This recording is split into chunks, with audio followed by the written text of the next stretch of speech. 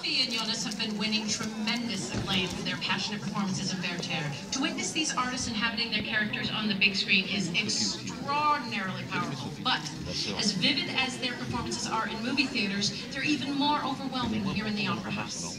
So come to the Met or visit your local opera company.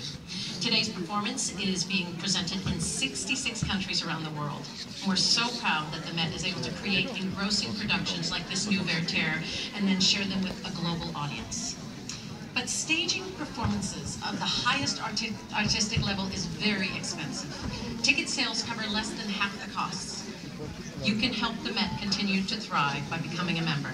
Join the Met or make a contribution by calling us at 1-800-MET-OPERA or by visiting our website at www.metopera.org.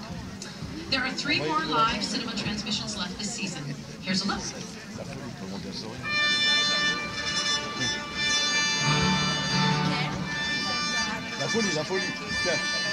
Maestro Alain Altinoglu. Hello again. Hello, Patricia.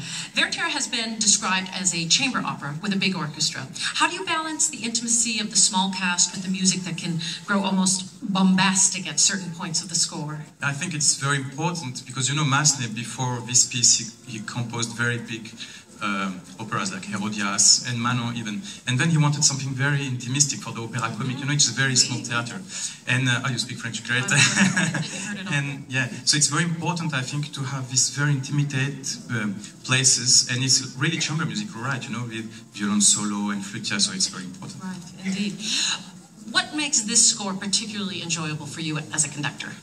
What is with Massenet, you know, each time he has a new libretto, a new story, he changes his orchestration.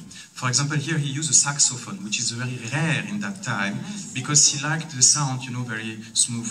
And when he composed Thérèse, he used the harpsichord, you know, he changed all the time. So for me, what is interesting is to make the link between the music and the Goethe novel, you know, the words. They are so important. Right. Tell us about your cast. What have you focused on with them during the rehearsals and the performances? The first thing for me when I conduct a French opera, it's the words, you know, the diction, that the audience has to be able to understand the words. And for that, you have to make the right balance between the voice. Because if the orchestra is too loud, you hear a voice, but you don't understand the words. So it's very important. And I'm very lucky to have a cast with very, very good French.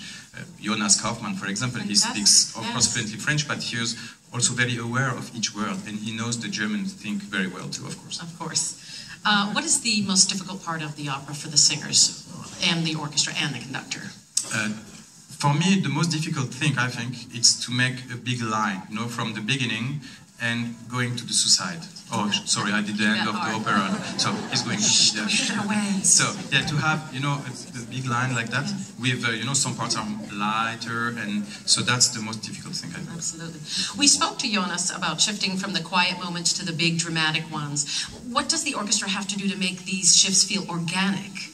I think Massenet is very strong in making everything very organic. The tempi, for example, the speed goes to one to the other very organically, exactly. Yes. So I think they know the orchestra here, especially this orchestra, is amazing because we listen to the singer, so they know how to follow. Absolutely. Tell us about working with director Richard Eyre on this new production, or actually, Maestro. That's your cue. Thank you so much for speaking with us. Toy for the last time. Thank you. Thank you. At the end of the previous act, Werther has been rejected by Charlotte, but his love cannot be denied, as we will see in the tragic conclusion of Werther.